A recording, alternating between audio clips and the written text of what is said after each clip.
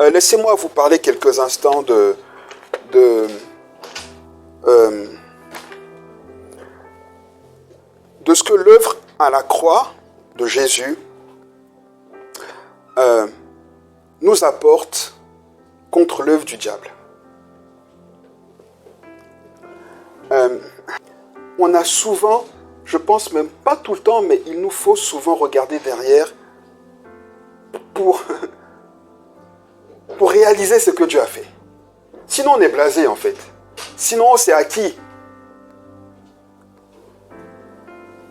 Et j'aimerais ce matin nous recontextualiser notre vie avant Jésus pour comprendre combien l'œuvre de la croix est précieuse.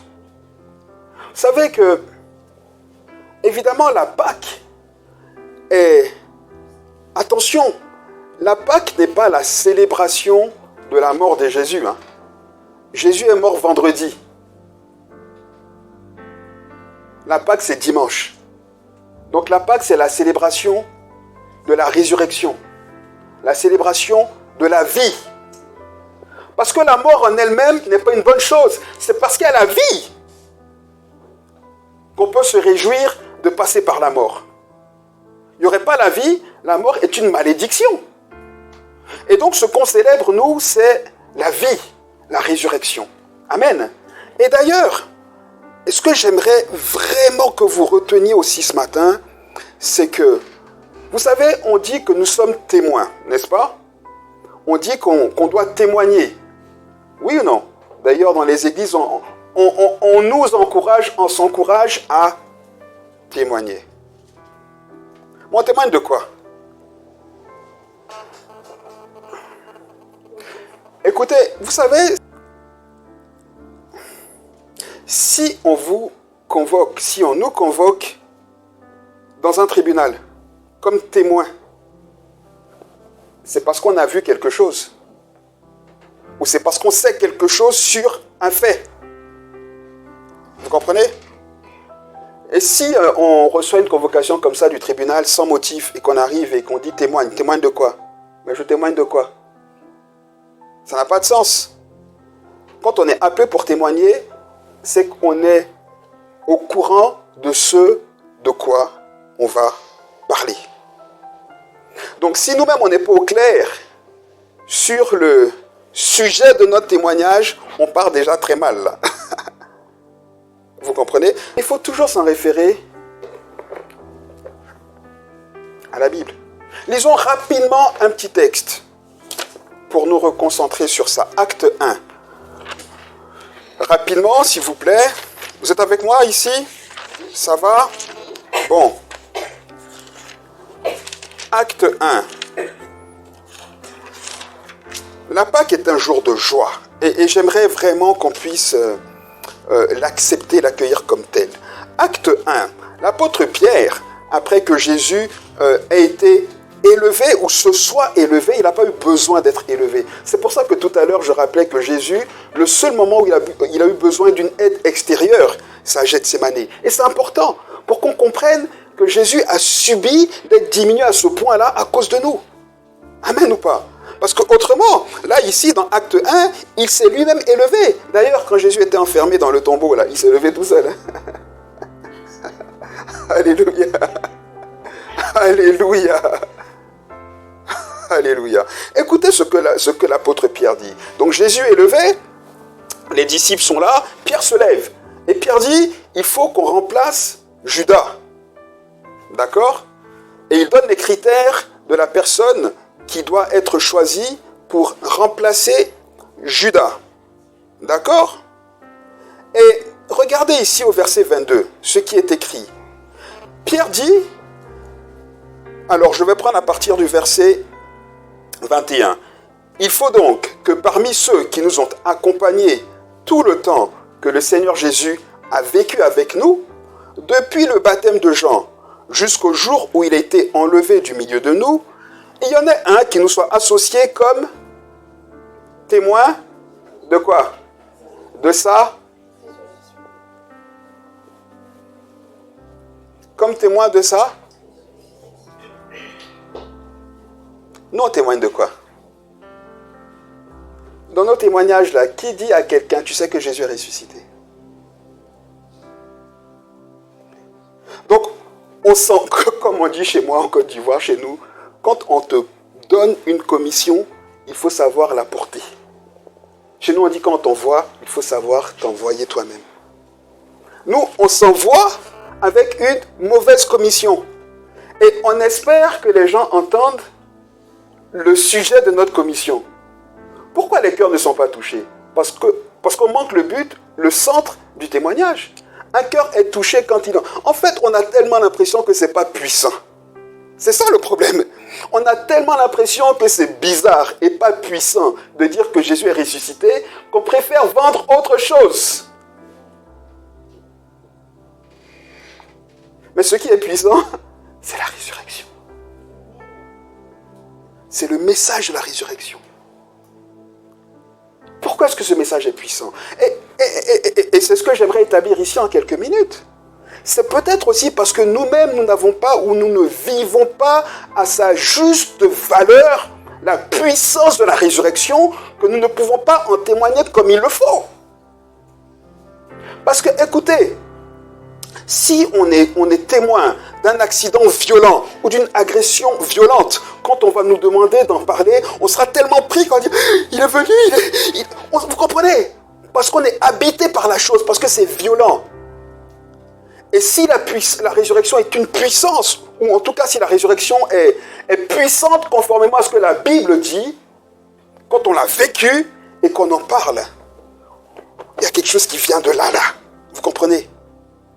Quelque chose qui vient d'ici. On est témoin de la résurrection. Concrètement, une résurrection est un événement qui n'est pas courant du tout. Et on va toujours chercher à l'expliquer. Parce qu'on ne comprend pas ça. On va dire, ouais, peut-être que son cœur s'est éteint 2 minutes et puis il y a eu un truc. Mais Jésus est resté 3. Comme Lazare, il sentait déjà. Et puis la vie est revenue. Et puis il s'est levé. Et il faut qu'on soit convaincu que cette histoire-là est vraie. Vous comprenez? De la même manière qu'on est convaincu que le général de Gaulle a été président de la France. De la même manière qu'on est convaincu qu'un jour, il y a eu un fou furieux qui s'appelle Adolf Hitler qui a assassiné des millions de personnes. Vous comprenez?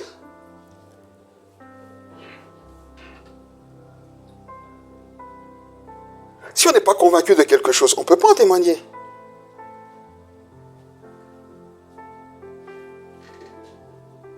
Vous comprenez ce que j'essaie de dire ce matin? Si on n'a pas vécu quelque chose, si on n'est pas convaincu de quelque chose, on ne peut pas en témoigner. Et si on a rencontré Jésus,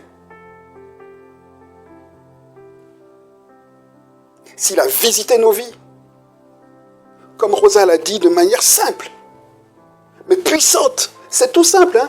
Mais elle, c'est ce qu'elle a vécu. On sait que quelque chose s'est passé et on comprend la puissance de la résurrection. On comprend qu'on était mort et qu'on est revenu à la vie. À cause et grâce à Jésus. La résurrection en elle-même est puissante. Et c'est la résurrection qui est la bonne nouvelle. Quand les disciples allaient annoncer la bonne nouvelle, vous croyez qu'ils disaient quoi? Il est ressuscité, c'est ça qu'ils disaient. Marie, elle a couru dans tous les sens. Il est ressuscité. Tout le monde a dit, t'es folle. Ouais, mais il est ressuscité. La résurrection. C'est Paul qui dit, je fais abstraction de tout ce que je suis, de tout ce que je peux avoir, de tout ce que je connais. Il fait tout, je fais abstraction. Je jette tout ça afin de connaître Christ et la puissance de sa résurrection. C'est ce que l'apôtre Paul dit. Vous ne comprenez pas ce que je dis. C'est ça le problème. C'est ça le problème. C'est ça le problème. Vous ne comprenez pas. Écoutez-moi. L'apôtre Paul dit dans Colossiens 1, verset 12, ne prenez pas les textes, on n'a pas le temps. Il dit que Dieu nous a délivrés du royaume des ténèbres pour nous transporter dans son admirable lumière. Une autre version, la version Semeur, dit que Dieu nous a arrachés de la puissance des ténèbres.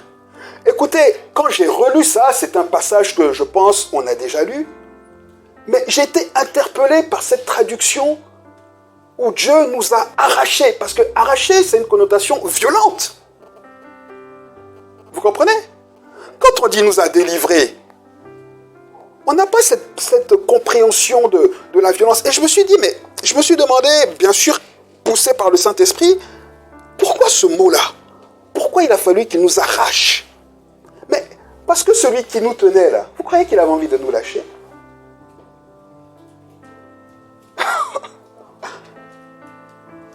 Le problème, c'est qu'on n'est pas conscient de là d'où on vient. On ne sait pas que le royaume d'où on vient là, c'est un royaume méchant. On ne sait pas, en fait, on n'a pas conscience. C'est pour ça que la résurrection ne nous intéresse pas. Si on comprend comment le diable est méchant, mauvais, ce qu'il nous fait, on comprendra qu'il a fallu la puissance de la résurrection pour sortir des griffes du diable. On comprendra qu'on est vraiment sorti des griffes du diable. Ce qui m'épate avec les enfants d'Israël, c'est que quand ils partent dans le désert, ils regrettent l'Égypte. Comme s'ils avaient oublié qu'ils étaient en Égypte. Et c'est ce qui nous arrive souvent. On est chrétien, on était sauvés de l'esclavage, sauvés de la servitude, et parfois on regrette notre ancienne vie. Non, on n'a pas bien souffert, je pense. Je pense qu'on n'a pas expérimenté encore la puissance de la délivrance. Quand on a eu des vies tordues comme nous, là, on sait ce que c'est. On sait ce que c'est. Parce que parmi les enfants d'Israël, il y en a qui ont vécu l'esclavage d'une manière pas trop mal. En fait, on travaille dur, c'est vrai, mais on a quand même un toit, tu vois, et puis on mange de la viande, même si ce n'est pas tous les jours, on peut avoir un peu de viande. En fait, ils se satisfaisaient de cette vie-là. Mais comme ils étaient encore dans le désert, et qu'ils n'étaient pas encore dans Canaan, ils ont comparé le désert comme si c'était la fin à leur vie passée en disant que ce n'était pas trop mal. Mais ils ne savaient pas qu'il y avait Canaan devant. Ils ne savaient pas que quand Jésus nous a arrachés, c'est pour nous transporter dans la lumière. Je ne sais pas si vous comprenez ce que je dis ce matin. Écoutez, vous savez, dans la Bible, il y a ce qu'on appelle les types de Jésus, les types de Christ. Ça veut dire que dans la Bible, il y a des personnages qui, par leur caractère, nous rappellent Jésus, nous rappellent Christ. C'est ce qu'on appelle des types de Christ. Joseph est un type de Christ, à cause de sa capacité de pardonner. Il n'y a que Jésus qui peut pardonner comme Joseph a pardonné à ses frères. Vous comprenez? David est un type de Christ, parce que David était roi, sacrificateur, prophète. Alléluia. C'est un type de Jésus. Mais dans la Bible, il y a aussi ce qu'on appelle des types du diable. Laissez-moi vous parler quelques instants des types du diable. C'est quand on réalise. Le problème, c'est que nous, on a plus peur, et c'est pour ça que je parle de ça, on a plus peur de certaines personnes que du diable.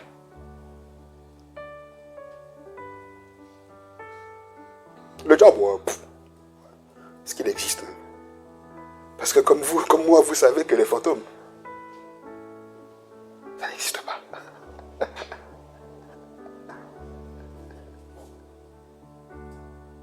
Il y a un type du diable. La Bible déclare dans 1 Jean, je vais vous donner la référence simplement, dans 1 Jean 3, les versets 11 et 12, ne cherchez pas le texte. La Bible dit que Caïn était du diable. Caïn est un type du diable par excellence. Parce que Caïn, sans avoir eu de modèle, en a tellement voulu à son frère qu'il était l'assassiné. C'est pour ça que Jésus dit du diable que quand il ment, il parle de son... En fait, c'est sa propre nature. Caïn, dans sa propre nature, était assassin. Dieu a parlé à Caïn. Il a dit, Caïn, attention, où tu vas là, c'est pas bon, relève la tête. Caïn fait quoi? Alors, les fantômes. Ça n'existe pas. Donc Dieu...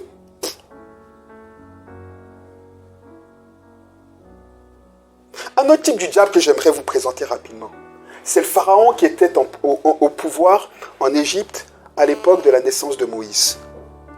Souvenez-vous, le peuple juif grandit. Pharaon a peur parce qu'ils sont presque plus nombreux, voire plus nombreux que les Égyptiens. Il dit attention, s'ils sont plus nombreux que nous et qu'on est en guerre, ils risquent de se tourner contre nous et on va avoir des problèmes. Donc, faisons en sorte de les diminuer en fait. Ça vous fait penser à quelqu'un, non? Adolphe. Oui. Oui. Il a pris des sages-femmes et il a dit, mais vous imaginez la cruauté du gars? Il a pris des sages-femmes et il a dit, si vous voyez un enfant naître, si c'est un homme, un mâle, vous le tuez. Mais vous imaginez? Un homme, mais vous imaginez comment un homme peut être aussi mauvais? Il dit, vous le tuez. Évidemment, vous connaissez l'histoire. Les sages-femmes, elles ne l'ont pas fait. Mais ce gars sadique, là, il ne s'est pas arrêté là, non? Il ne s'est pas arrêté là. Il a dit, ok, vous ne les tuez pas? Ok. Je recherche le texte parce que j'aimerais juste le lire exactement ce que ce pharaon l'a dit. Exode 1, verset 22. Il dit, ok, vous ne les tuez pas, très bien. Alors Pharaon donna cet ordre à tout son peuple. C'est-à-dire qu'il a signé un décret.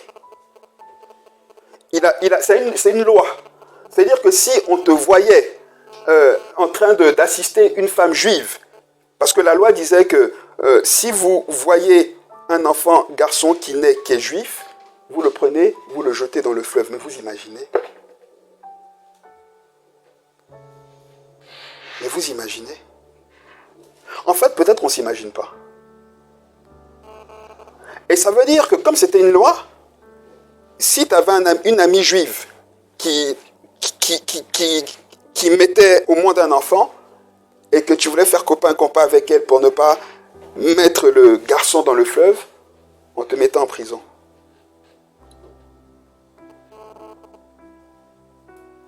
Enfin, je ne sais pas si vous comprenez. Un type du diable. Et voilà un exemple de royaume qui est dominé par un type du diable. Et je vous présente ce pharaon-là pour que vous compreniez qu'il est loin de la cruauté de Satan. Hein?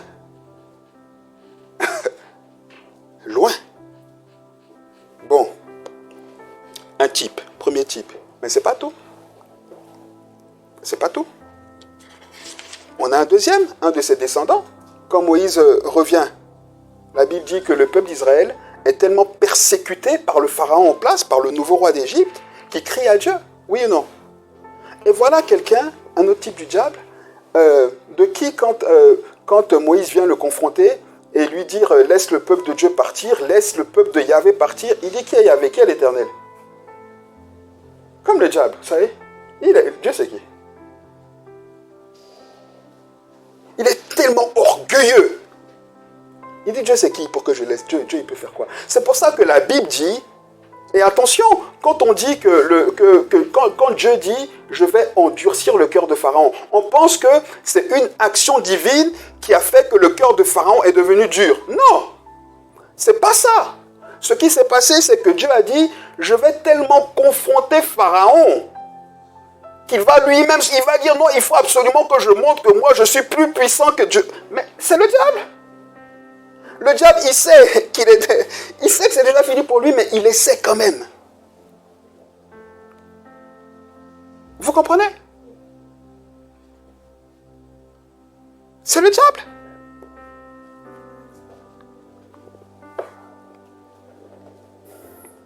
Ce qui s'est passé avec ce pharaon, on ne va pas revenir dessus, mais vous connaissez l'histoire des 10 plaies. À chaque fois que Moïse fait et Aaron font un miracle, qu'est-ce qui se passe? Les magiciens de Pharaon font jusqu'à un moment, ils n'arrivent pas à refaire le miracle. Et les magiciens, ils vont dire à Pharaon, écoute, cette fois-ci là, c'est la main de Dieu, c'est trop fort. Pharaon dit quel Dieu? Vous comprenez? Ces magiciens lui disent, ça nous dépasse. Il dit, mais vous dites quoi? Il ne veut pas comprendre. Il a un cœur endurci. endurci pourquoi? Endurci pour faire du mal. Et quand on ne comprend pas la puissance de la résurrection, on ne comprend pas que le diable, quand on est dans son royaume, tout ce qu'il fait vise à nous faire du mal. C'est lui qui vole nos enfants. Il mange nos enfants. C'est lui. C'est quand on ne comprend pas la puissance de la résurrection qu'on est là et puis on ne comprend pas et on cherche des... Quand on comprend la puissance de la résurrection, on sait qu'il nous a arrachés et qu'on peut réclamer tous les enfants et tout ce que le diable nous a volé. Mais ça, c'est la vérité. Ça, c'est la vérité. C'est la vérité. Écoutez, même si on est encore dans le désert, on est libre ou pas? Ils étaient dans le désert, ils étaient libres ou pas? Ils étaient dans le désert là. Il y avait la présence de Dieu qui les accompagnait. La Bible dit la nuit avec une colonne de feu, le matin avec une nuée. La présence, ils étaient dans le désert, mais la présence de Dieu était là. Dieu faisait des miracles. C'est pas parce qu'on est dans le désert qu'autour de nous, peut-être des situations sont difficiles, qu'on n'est pas libre et qu'on n'a pas été arraché et qu'on ne peut pas réclamer à celui qui nous a volé de nous rendre ce qu'il nous a pris. Le problème, c'est qu'on ne connaît ni la puissance de la résurrection, ni notre position vis-à-vis du diable. On n'est pas conscient de ce que Jésus a fait, a réalisé au travers de sa résurrection pour nous. C'est ça le problème. Vous comprenez? Il a arraché avec force, avec puissance. Comment est-ce qu'il a arraché le peuple d'Israël des mains de Pharaon? Il ne voulait pas les lâcher, 10 fois, 10 plaies. C'était violent. Au point où qu'est-ce qu'il a fait? Il a dû tuer tous les enfants égyptiens. Et même quand il a tué les premiers égyptiens, la Bible dit, il a dit oui c'est bon, allez-y, partez. Et la Bible dit qu'il s'est rappelé, il a dit mais qu'est-ce que je fais? Moi je vais les laisser partir, c'est pas possible. Il a couru, il a dit non, il était cherché. Vous comprenez? Parce qu'il ne voulait pas les lâcher. De la même manière, le diable ne veut pas nous lâcher. Et même quand le Seigneur nous arrache, il nous fait croire qu'on est encore dans ses mains. C'est parce qu'on n'est pas conscient de notre position. Vous comprenez? C'est ce qu'il dit. Il nous a fait passer dans cette admirable lumière. Même si on est dans le désert, réjouissons-nous d'avoir des cailles. On est libre. On a de la manne. Peut-être qu'on n'aime pas, mais on mange comme on veut, quand on veut. On est libre. La Bible dit, c'est Salomon qui dit, je préfère une maison avec des croûtons de pain et la paix qu'une maison pleine de viande, où il y a la guerre, où je suis esclave. Mais nous, on veut la viande et être esclave, comme les enfants d'Israël. Mais il y a un problème. Il y a un problème. Dès qu'on a un peu de souffrance, non, on veut retourner en Égypte. Pourtant, la Bible dit qu'il a fallu que Dieu nous arrache des mains d'un roi méchant, mauvais. C'est ça. Laissez-moi, s'il vous plaît, encore prendre un peu de temps pour finir cette image avec un texte qui est toujours dans la lettre de Paul aux Colossiens. Paul dit quoi? Paul dit, Colossiens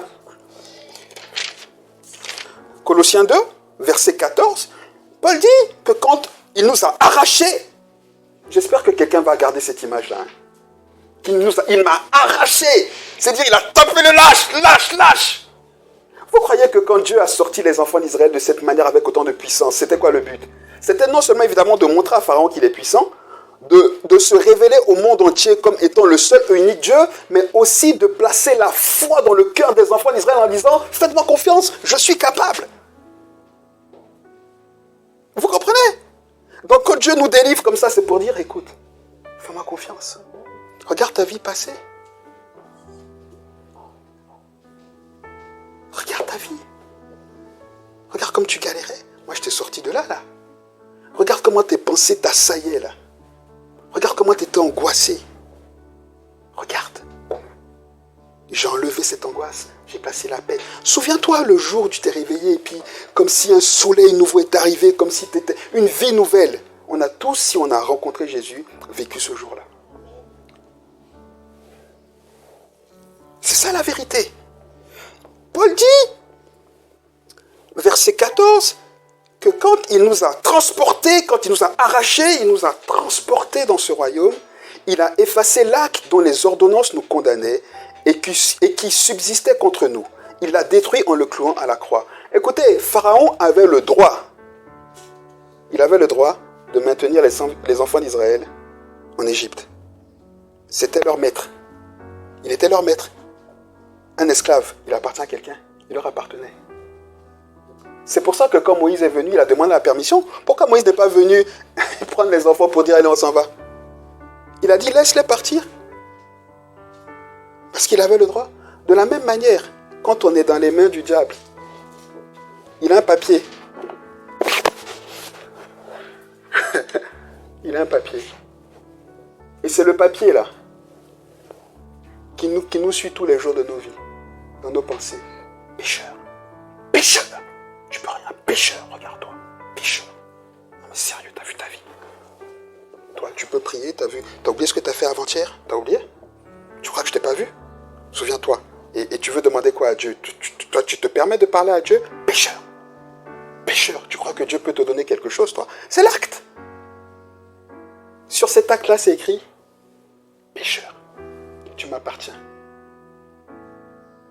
C'est ça. Parce que Adam a donné les clés de nos vies au diable. Donc, on est... on est esclave du diable, comme les enfants d'Israël étaient esclaves de Pharaon. Ça, j'espère que quelqu'un le comprend. On était. Quand on n'a pas Jésus, là, on est esclave du diable. Il nous tient. Il nous tient. Vous comprenez? Ok. Ce que Jésus a fait, c'est qu'il est venu nous arracher des mains du diable de la même manière que Dieu a arraché les enfants d'Égypte des mains de Pharaon. Et quand il a fait, la Bible dit qu'il a effacé l'acte qui était contre nous. Ça veut dire que maintenant, quand sur notre tableau est écrit pécheur, c'est écrit quoi? Racheté, c'est écrit quoi? Sauvé, amen. C'est écrit quoi encore? Pardonné. C'est écrit saint. C'est le mot qu'on doit dire. Parce que le problème c'est qu'on ne se sent même tellement pas saint qu'on ne croit pas qu'on est saint. Mais en fait, la sanctification, la sainteté, là, la sainteté qui est issue de la vie de Jésus, elle ne dépend pas du fait qu'on le sente. Elle ne dépend pas du fait que Manim me dit « Ah, tonton, t'es saint. » Mais elle n'a pas besoin de me le dire. Je le sais. On est saint. Écoutez, il a effacé l'acte. Et maintenant, sur notre tableau, on doit se balader en disant « Je suis saint.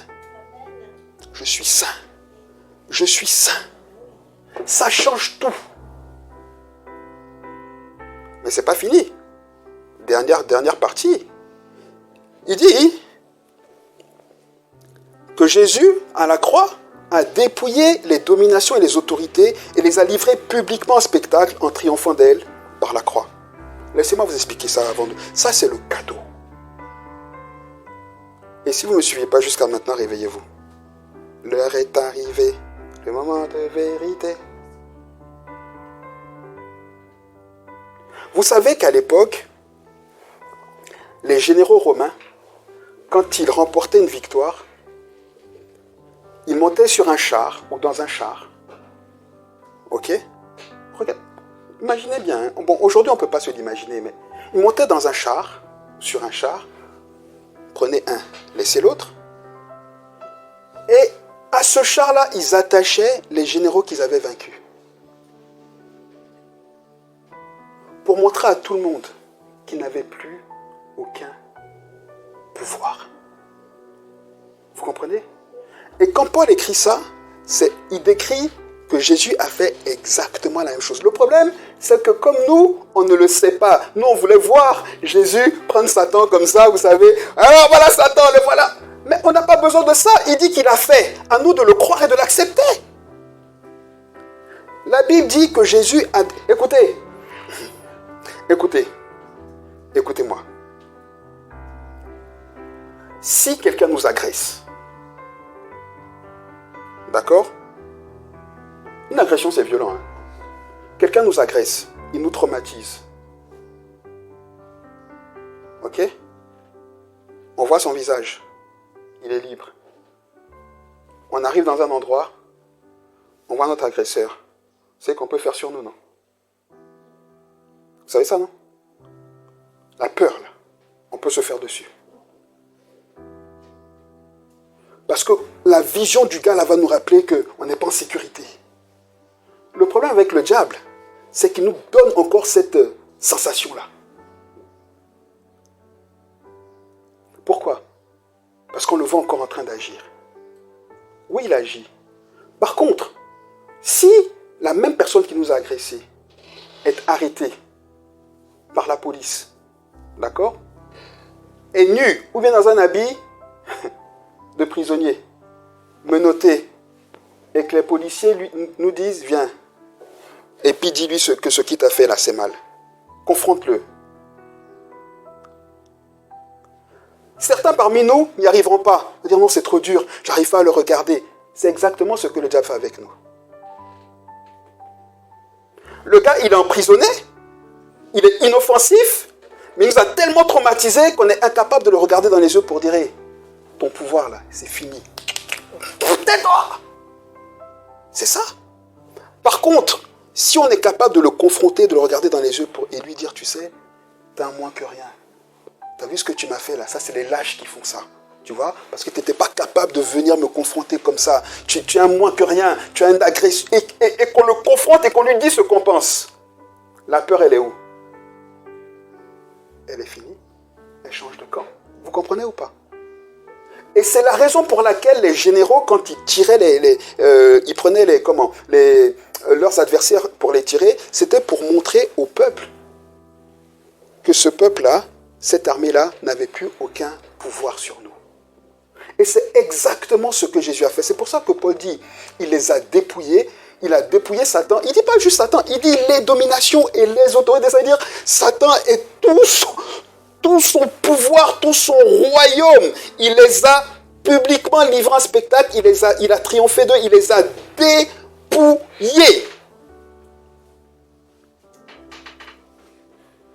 Bon, vous voyez, c'est ça le problème. Hein? En fait, vous vous dites, ouais, il parle bien, il a de belles histoires. Mais moi, dans ma vie, là, je ne vois pas ça. Mais si tu veux voir ça, il faut aller confronter l'agresseur. C'est pas compliqué. Le problème, c'est que les chrétiens aujourd'hui, ils veulent que le pasteur les accompagne devant l'agresseur. Viens. Satan, tu laisses ma fille, hein? Tu la laisses. Je réclame pour ma fille, donne-lui. Mon fils, là, tu lui donnes. Non. Je suis libre. Tu es libre?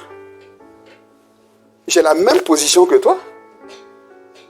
Je suis un enfant de Dieu. Tu es un enfant de Dieu. Le règne de Satan est sous mes pieds. Le règne de Satan est sous tes pieds. Donc tu vas vers l'agresseur et tu lui dis, écoute, tu sais quoi? Mon Dieu, il m'a arraché de tes mains. Donc, ce que tu retiens encore là, dépêche-toi de me le rendre. Dépêche-toi. L'agresseur qui s'il nous a agressé, il est venu, il a volé des choses là. Si on ne les retrouve pas, on va lui donner une amende pour qu'il nous rembourse ou pas? Oui ou non? Il va rembourser là? Oui ou non? Ou bien ça veut dire quoi? Non, c'est pas grave. Oh. Non, il peut garder, non. Non, il peut garder, je sais pas. L'avocat dit, hey, demande. Non, mais toi, demande pour moi. En fait, il faut que l'avocat demande. En fait, nous, on est là et puis on est spectateurs. Parce qu'on est trop traumatisés.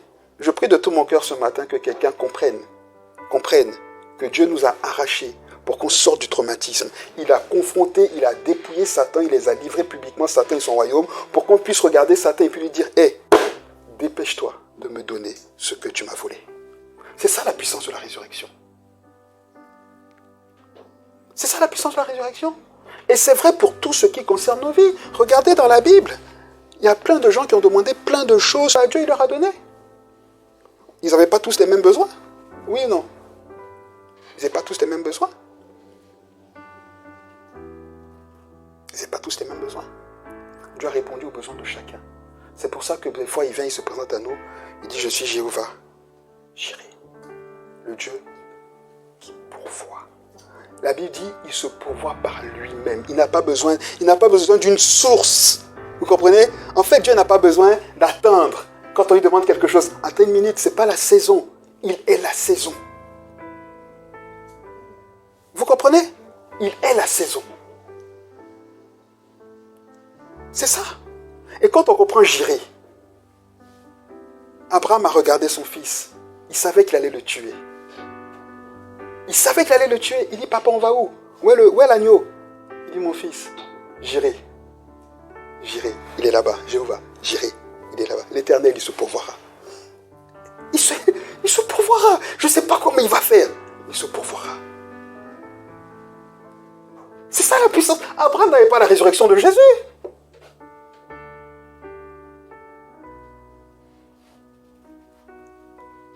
C'est pour ça qu'aujourd'hui, nous les chrétiens, là, écoutez, franchement, nous les évangéliques, on est toujours en train de critiquer les autres, mais les autres, au moins, ils ont une conscience de ce qu'ils célèbrent. Hein. Nous, on est là, pas que, ouais, c'est... Non, non.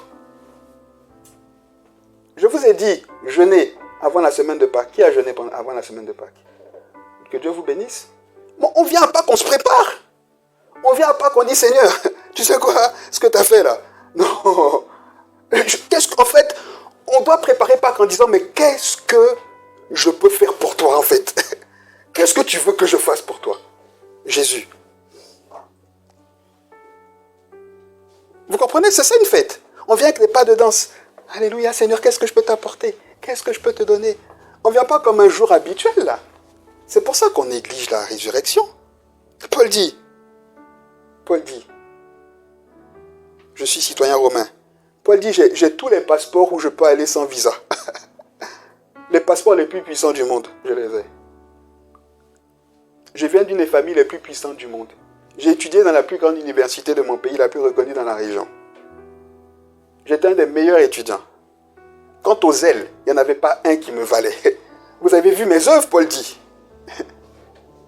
Vous avez vu? Vous savez de quoi j'étais capable, vous me connaissez. Il dit, mais tout ça, je le jette afin de connaître Christ et la puissance de sa résurrection. Il y a un mystère là-bas, dans la puissance de la résurrection. Il y a un mystère qui est caché là-bas.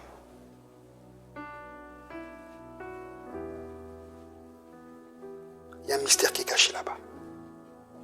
Là-bas pour toi et moi. Jésus a ri d'utiliser Satan, il lui a enlevé tout pouvoir, toute autorité.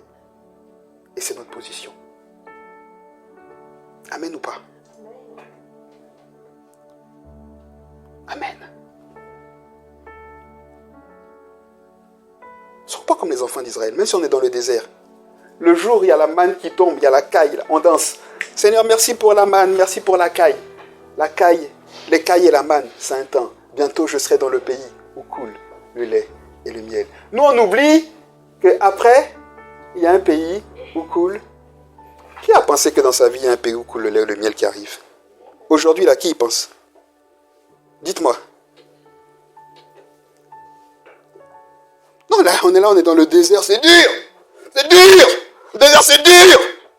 Seigneur, fais quelque chose, sors-nous de là, c'est dur. Mais devant, il y a Canaan. Devant, il y a Canaan.